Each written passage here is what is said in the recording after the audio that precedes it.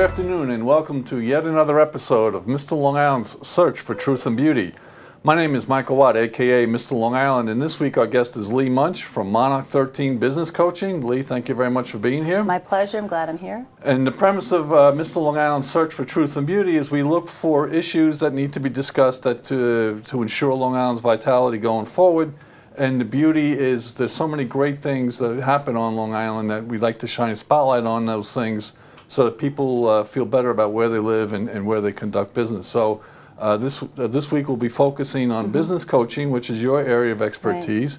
Right. But as we do each week, we like to start the episode by talking about pizza. And the reason for that is Long Island is such a diverse region, over 126 different school districts, North Shore, South Shore, Nassau, Suffolk, North Fork, South Fork. The one thing that every town on Long Island has in common is they have at least one pizza place. And every Long Islander has a strong opinion about pizza, and they will drive past pizza places to get to a really good pizza place. So with the criteria of if you had friends coming in from out of town and you really wanted to show off Long Island, where would you bring them for pizza on Long Island? Absolutely, I would bring them to Little Joe's. It's in East Setauket, right where I live. We have about 4 or 5 pizza places within like a 3-mile radius, but Little Joe's is where I do take people when they come in from out of town. And where in East Setauket is Little Joe's? East Setauket, right on Main Street. Okay. And now, is there a specialty that they have that you should ask for? Or? No, we just like the basic. I actually like salad pizza, believe it or not. That's one of my things that I really like. Yep, as well as the buffalo chicken pizza. Okay. Those kinds of things, and they have one. It's like a margarita type of pizza with the fresh mozzarella and everything else. But it's really great. Good, and you know, I think that's something that really sets Long Island apart from the rest of the country. Our pizza here is phenomenal, so thank you for adding to the collection. Oh, my pleasure. I think that's our first Little Joe's mention. I know we've had a couple other places. They only have the one. Okay. The family's from Brooklyn, so, and it's, yeah. You know, I think we're all from Brooklyn at some point. We all lived in Brooklyn at some point. If you track the ancestry of Long Island, of the country. Anyway, Lee, you're a business coach. You've been doing this for quite a while. You recently launched Monarch 13, which is your business coaching company. And you were telling me before, you just this morning launched a whole new product. Why don't you walk us through what that's all about? Well, you know, it's interesting. Everything I do in my coaching and working with my clients is focused on helping them do something better in their business. My mission is to positively impact at least 13,800 local businesses by December 31st, 2017. Because if Long Island small businesses do well, then we all do well. And how'd you come up with 13,800? It's just a number thing. It's a nice number. Okay. It is a very nice number. Today is August 8th, so this is also a very good day. And 8 plus 5, which is got nothing to do. Okay, it's 13. 13, beautiful. But yes. So that's where it started. And so what happened is that when I started working with my clients, particularly a small business owner who doesn't have a lot of money for a huge marketing budget and anything else, so you got to get to what you can use. Well, clearly we all have a phone. Okay. So we would start talking different strategies. I've always been very successful using the phone in all my careers and in all my different aspects I've been doing. So we come up with strategies, and their job, of course, is to execute the strategy. And my job is to hold them accountable. Okay. And they were having like trouble. So every week they'd give me this myriad of excuses or reasons as to why they couldn't get it done. So when one of my clients has that issue, I'm like, okay, let's work through this. What can we do? How can we make it so it's not like you don't feel like you're bothering somebody or an email's faster or something like, or whatever they come up with. And then what was happening, it was more and more of my clients. So when one client has one struggle, we focus on that client. When it becomes prevalent, then I do a training. Okay. And then with the training, and it's like, could this be my clients? Am I attracting these kind of people? You know, because it was always been easy for me. So then I did research. And then, Michael, what I found out is like 80% of all business people say they have some sort of angst or discomfort or just do not pick up the phone to make a phone call. Is there an underlying reason for that? Is it a personal thing? I personally hate picking up the phone. I feel, and you're touching on something here, I feel like I'm intruding or... Exactly. Yeah. Go ahead. What else? Well, you feel like you're intruding, you know, the other people are busy, you don't want to bother them. Right. And it's, you know, I always thought it was me, so I'm fascinated that it's really a trend. It is an epidemic. Not a trend, it's a... I call it an epidemic, and I found it. So Again, first it's one person, then we deal with them one-on-one. If it's a group, if it's most of my clients or a majority of my clients, it becomes a training. So the more I did this, it became a course. So Mike, this has been around for a few years because as my clients need it, and every so often we would bring it back up. And it's a 5-step course. So it's actually a 4-module course. Okay.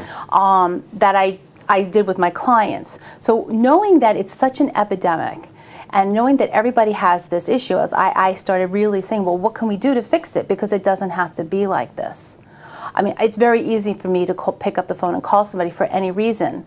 Because was it always easy for you? Is it something that came natural to you? I think it came easy for me because my very first job, my very first career, I was a currency trader. Okay. And this is back before the internet and everything. Right. And everything I did, 90% of everything I did was over the phone.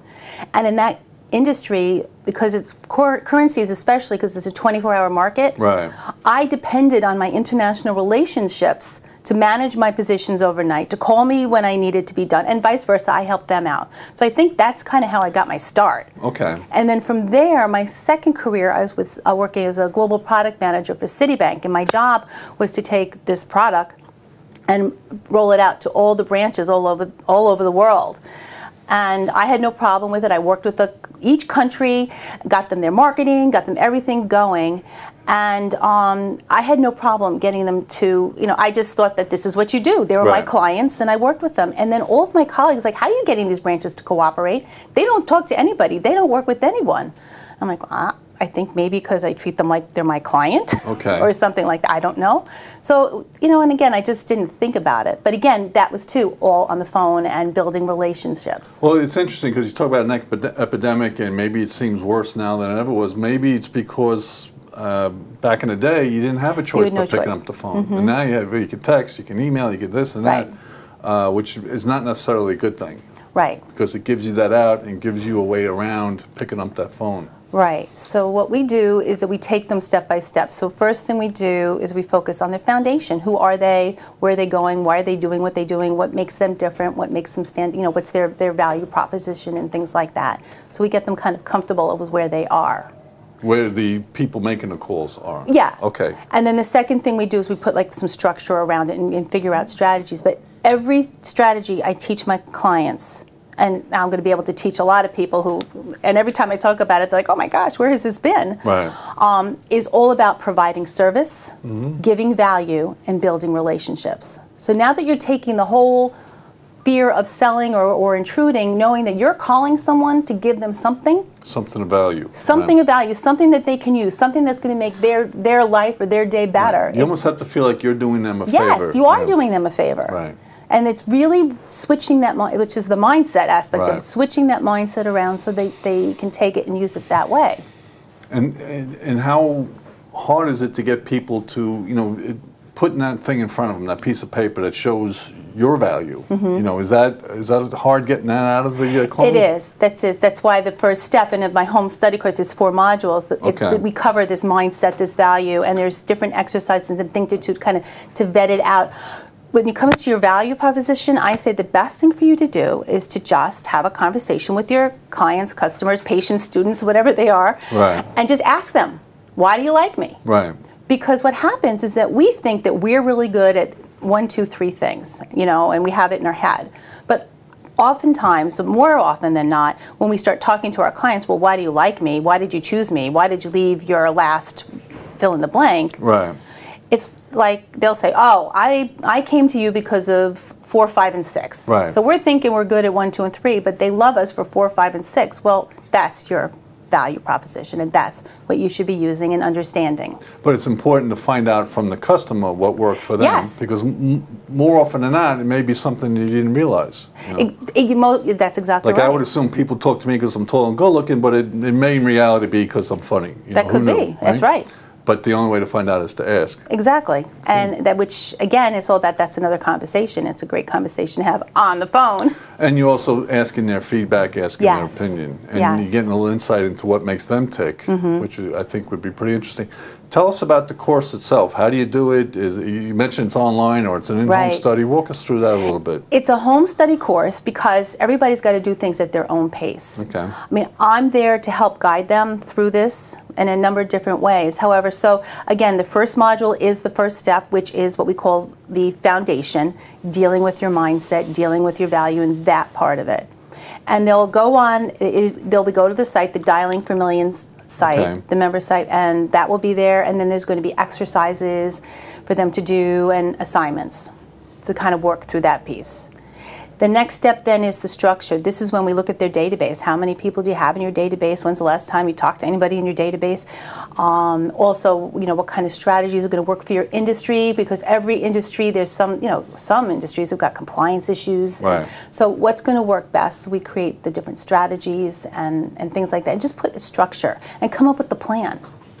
And why are we making the call? That's really at the crux of the whole thing. And is this designed for people who own businesses now, or is it something that, let's say I'm thinking about opening a business, starting a business, would you recommend somebody along those lines look into this?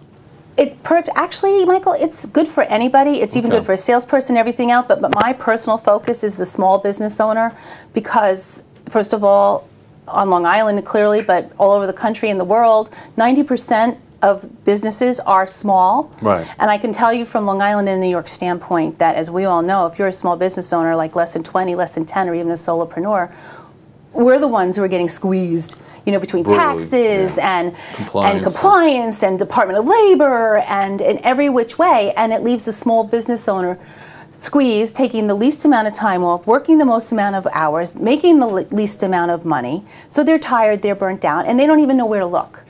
So that's why that's my focus, because they're the ones that need the help the most. And you're empowering them to kind of maybe make themselves more efficient, more effective. More efficient, more effective, and understand that they do have value. When you talk to somebody on the phone, you can bring them value. So that's what we're doing in the second module. Now, in the book, The E-Myth, they talk about the entrepreneur has to be the technician, has to be the marketer, and all the other things. Is this something that would help somebody who's really good at making a product or providing a service, but maybe doesn't know quite how to sell it?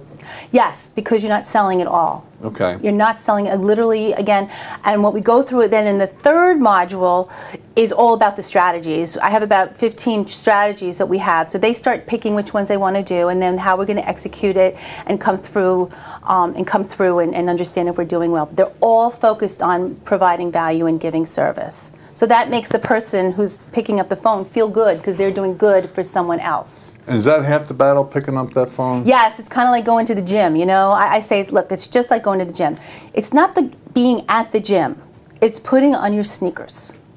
Right. In the morning, whenever you do it. It's just putting on the sneakers. And generally, when you put your sneakers on, you're good to go. Right. So it's just that, it's that transition. 30 seconds of, you know, angst or whatever, just walking through. And at that point, if you know that all you're doing is helping somebody on the phone, it takes away that angst. It's kind of like being in a warm bed in a winter morning, and you know you got to get out. Exactly. Yeah. Now, I remember reading once a telemarketer was talking about, you know, if it took him 100 phone calls to make $100, whatever the number is, he looked at it every time he picked up the phone, he was making $1. Right? I mean, is that applicable? No. Is that old school? No. See, this is the whole thing. There's many courses on how to make cold calls, and there's many courses and programs that talk about improving your sales skills on the phone call. From what I understand, and at this point, the reason why I even picked this topic is because apparently there's nothing out there, and I've been told this by so many people in so many industries, like, oh my gosh, we need this. There's nothing like this. This is about not making phone calls. It's not at all. It's really it's just about providing or building a relationship. Okay, and I know you said it's really designed for small businessmen. Who would be a typical client, or is there a typical client? Actually, across all industries, as I said, I focused on some solopreneurs up to about like 10, 20 employees. That being said, I've actually done this training in organizations. Okay. So it's very applicable across the board. However, again, so anybody could actually take it, and they will all get, anybody who needs to use the phone at some point in their daily grind can get benefit from it. However, really, as I said, it's just because that's just who I am focused on helping. Well, you know, on Long Island, Nassau and Suffolk County, 70% of the businesses have 10 or fewer employees. Exactly. So I would imagine you have a tremendous market here. Exactly. Oh, tell us a little bit. You mentioned that you do business coaching, and you had a great analogy. You said even Tiger Woods has a golf coach. Or two or three. Or two or three. What's the advantages of having a business coach? How important is that? You know, what kind of issues do you deal with when you coach people who work with a business coach? Well, I am strictly a business coach because I'm all about getting your profits right, getting your sales profit right, getting your team working, and creating the plan. So it's very different than a life coach or something like that. Okay. And I'm really all about results and bottom line. But really, the reason why people bring me in is, yeah, we have strategies, and it's the accountability, and the focus and the prioritization. But really, why people bring me in, and it's why I have my own coach. It's because you need that third person objective view. Okay. When you're the small business person and you are doing all the things, our businesses are like our children. And even though at some point in time all of our children go to kindergarten, right, a lot of business owners have a hard time letting the business go to kindergarten. Right. They have to be there, you know, and controlling it and everything else. So I'm there with the third-party objective view. I come with not only the coach perspective and getting them to go further faster than you could alone. I'm also a potential client, whether it's a B2B or B2C, I'm a potential client. Right. And I'm also a business owner, so I understand. I'm no different. That's why I have a coach. Well, yeah, one of the things that fascinated me when I had a business, I started a magazine 100 years ago. You know, all the employees come to you with their problems because you own a business, so you know how to solve their problems, which fascinated me. I was like, what makes you think I have the answer? And I didn't have that similar outlet. That's you know, you can't talk to your spouse, your significant other, because you don't want them worrying. You can't talk to employees because they'll leave, and you certainly can't talk to other people in the industry. So one of my books I'm going to write one of these days is where does the CDO go to cry? To the coach. To the business coach. So it's a healthy outlet. Yeah, so it's really, that's what it is, the shoulder to cry on and the kick in the pants when you need that too. And it's not necessarily you need the coach to be successful. You could be a successful business owner. Oh, absolutely. Most of my clients are very successful, but they're just, we all hit some point. Right. You know, as in my philosophy is that most businesses are run, they shoot from the hip, but at some point you're going to, if I'm shooting it from the hip, you're going to shoot yourself in the foot.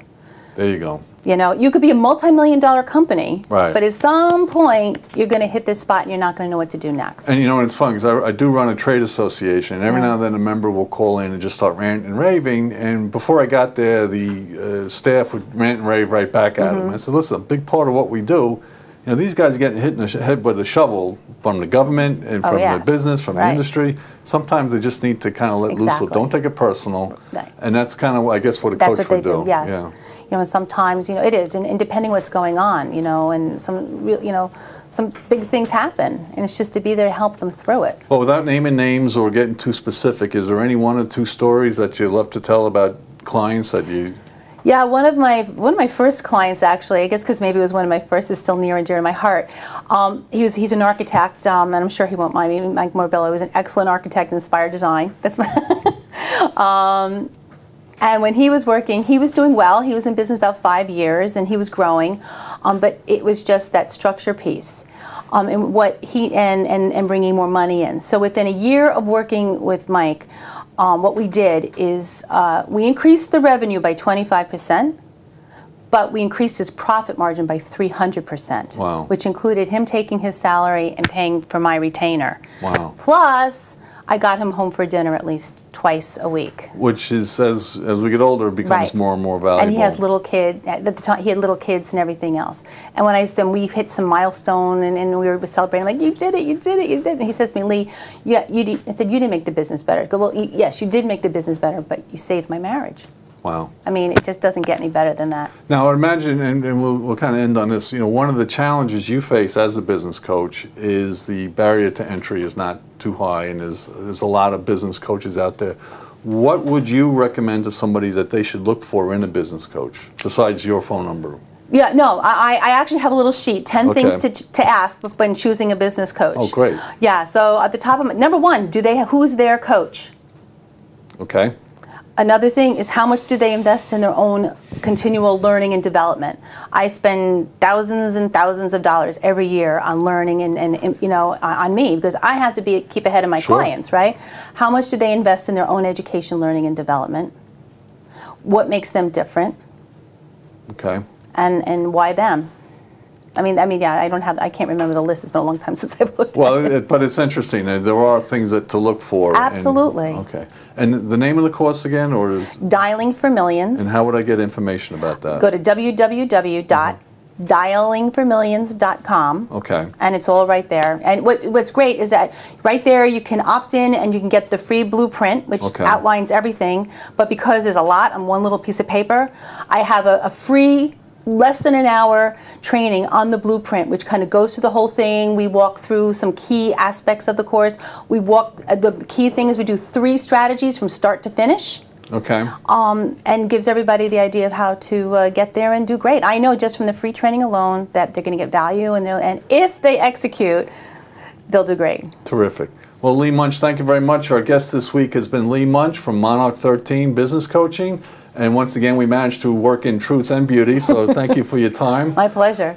This has been yet another episode of Mr. Long Island's Search for Truth and Beauty. My name is Michael Watt, a.k.a. Mr. Long Island, and thank you very much. Thank you.